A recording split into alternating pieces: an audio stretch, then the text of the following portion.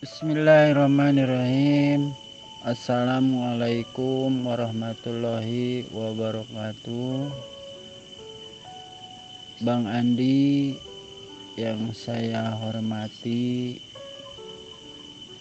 khususnya keluarga Bang Andi umumnya yang mengikuti ajaran Bang Andi di DN.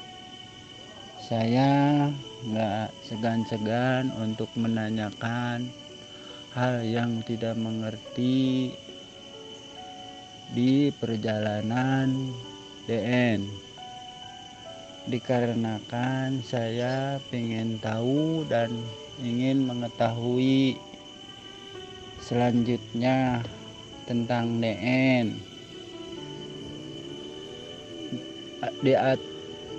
Di DN itu kan ada level 1, level 2. Saya sudah menjalani. Tapi dalam pikiran saya ada yang mengganjel karena di dalam DN itu saya melaksanakannya, rumah saya kecil. Kadang tempat saya untuk duduk ber-DN itu harus mengepel dulu, karena dikarenakan ada anak, ada cucu yang masih ngompol. Makanya saya bertanya sama Bang Andi, gimana jalan keluarnya, di mana tempat yang lebih baik untuk ber-DN, di mana tempatnya yang lebih baik untuk ber-DN.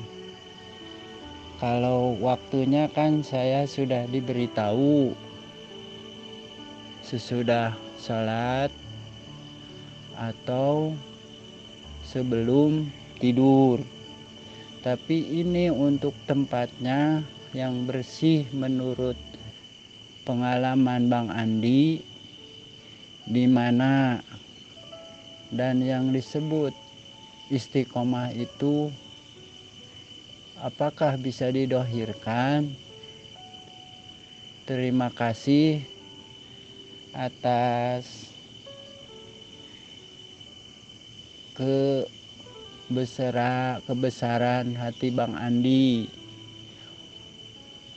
di dalam memberi pencerahan ke setiap umat yang membutuhkan jalan menuju Allah Subhanahu wa Ta'ala. Sekali lagi saya minta maaf atas kelancangan dan kata-kata yang tidak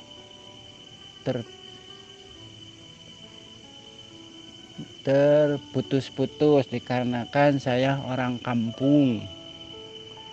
Mohon maaf sekali lagi, dan saya doakan semoga Bang Andi sehat selalu, dikasih rezeki yang halal dan thayyiban. Dan kepada semua yang menjalankan DN, yang saya tanyakan itu disebut istiqomah itu, saya memberi ucapan terima kasih. Tapi saya sebelumnya kan belum bisa yang disebut istiqomah itu. Assalamualaikum warahmatullahi wabarakatuh.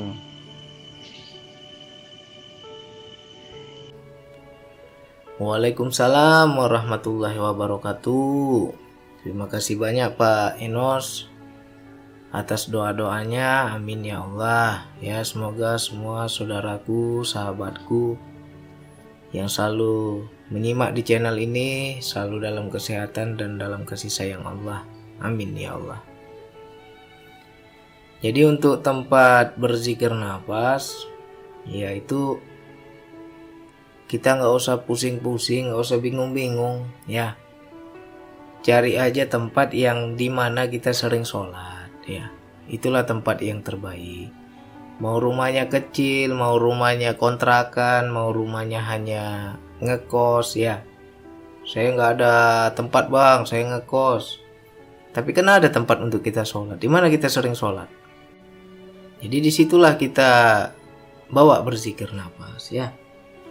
Jadi nggak usah dibawa pusing-pusing, nggak usah dibawa bingung-bingung. Kita sholat di mana, di situ zikir nafas. Lalu mengenai kemarin ada juga yang bertanya, bang, saya itu kamar itu cuma 2 bang. Anak saya banyak, ya. Terkadang di kamar itu menjadi tempat saya bersetubuh dengan istri saya. Kalau saya pakai DN di situ gimana bang? Ya kan? Ya kalau bersetubuh sama istri sendiri ya nggak masalah, asal jangan sama istri orang. Ya, kita bersetubuh dengan istri sendiri kan ibadah, berzikir juga ibadah. Jadi ya nggak ada masalah, jangan repot kali. Kayak gitu aja harus ditanyain ya. Kadang lucu juga, nggak usah bingung-bingung. Pokoknya selagi tempat itu bersih, tempat itu sering kita pakai untuk sholat, ya sudah, di situ lebih bagus, ya. Atau misalkan kita nggak ada ini nih tempat khusus di kamar bang, saya DN rame bang, ada anak saya, ada istri saya misalnya. Nah, coba di ruang tamu juga nggak apa-apa. Saya kalau mau DN di kamar, terkadang istri belum tidur, ya kan, masih nonton, nah terganggu kita. Nah, cari tempat yang sepi, ya ruang tamu sepi, ya udah ruang tamu aja kita sendiri, ya. Jadi nggak usah dibawa susah-susah. Itu kalau DN yang duduk timpu, DN khusus. Lalu ada juga yang bertanya, bang, apakah harus menghadap kiblat bang? Ya kalau memang memungkinkan untuk menghadap kiblat ya lebih bagus. Kemarin ada juga yang bertanya, bang, kalau saya DN-nya sambil berbaring, wajib nggak bang menghadap kiblat? Ya tidak wajib, ya. Silakan kita melakukan zikir nafas ya semampu kita, sebisa kita. Jadi kalau memang nggak memungkinkan, misalkan arah tempat tidur kita itu tidak menghadap kiblat, kita tidur di situ, ya sudah, nggak masalah, ya. Jadi nggak ada yang susah-susah, nggak ada yang repot-repot. Lalu itu kan yang duduk itu. Bagaimana kalau kita zikir nafasnya dalam segala kondisi, dalam segala keadaan? Ada juga yang bertanya, ini kita ulang-ulang lah ya. Mudah-mudahan yang lain juga jadi paham, jadi bisa mengambil pelajaran. Ada juga yang bertanya, bang, saya lagi di toilet, saya lagi buang air besar, tiba-tiba zikirnya hidup sendiri bang, di dalam hati itu berzikir sendiri, hu Allah. Bagaimana tuh bang? Boleh nggak? Ya nggak apa-apa, boleh. Karena zikir kita ini zikir sir, bukan zikir zahar, ya. Zikir yang diucapkan secara lisan itu harus tempatnya yang bagus, ya. Nggak boleh kita di toilet kita berzikir pakai lisan. Tapi kalau kita zikirnya sir ya nggak masalah. Ada lagi yang sedang bersetubuh dengan istrinya, zikirnya hidup sendiri, ya. Malu bang saya sama Allah bang, nggak nyaman bang, rasanya risih bang, rasanya merasa bersalah bang, ya nggak apa-apa, ya. Kita sedang bersetubuh itu kan ibadah sama istri, jangan sama istri orang ya. Kalau istri sendiri nggak apa-apa, jadi kan semua itu ibadah, ya. Jadi dalam berketuhanan itu tidak ada yang repot, tidak ada yang susah, ya. Sama halnya seperti kita sholat, kamu sholatlah seperti biasa, ya. Kalau kita sakit kan boleh kan dengan duduk kan. Nggak bisa kita berdiri, nggak mampu ya dengan duduk. Nggak mampu juga duduk dengan berbaring. Itulah maknanya agama itu bukan mempersulit tapi mempermudah. Jadi jangan kita buat sulit ya. Sama halnya dengan zikir nafas. Bang, kamar saya nggak ada bang, saya nggak ada tempat zikir khusus. Bagaimana itu bang? Ya, pakai saja tempat kita di mana sering sholat. Udah, kita sholat di mana seringnya, kebiasaannya. Ya sudah di situ kita duduk berzikir. Ya, jadi itu yang zikir khusus. Apakah wajib bang menghadap kiblat? Ya kalau kita duduk ya wajib menghadap kiblat. Ya, itu lebih utama. Seperti kita sholat lah. Kan kalau bisa tuh setelah sholat baru kita lanjutkan zikir. Jadi tempatnya sama, arahnya sama. Nah kalau kita tidur berbaring ya tidak wajib harus menghadap kiblat. Ya. Habis itu dalam beraktivitas, ya. Dalam segala kondisi bisa, boleh. Ya, bahkan di toilet pun boleh kalau dia aktif sendiri. Saya nggak ada menyebut bang, tapi tiba-tiba di dalam hidup dia menyebut hu Allah seirama nafas. Ya udah nggak apa-apa. Ya, jadi jangan dianggap salah, dianggap itu nggak bagus. Ya sah-sah saja karena itu wilayah sir. Kita nggak ucap di lisan, ya. Nah, dalam segala kondisi bawa itu zikir nafas. Lagi duduk kita di teras menikmati kopi, menikmati rokok, ya kan? Lagi santai di teras, bawa itu. Sambil hisap rokok itu, napas masuk, napas keluar Allah. Jadi nggak kosong, ya.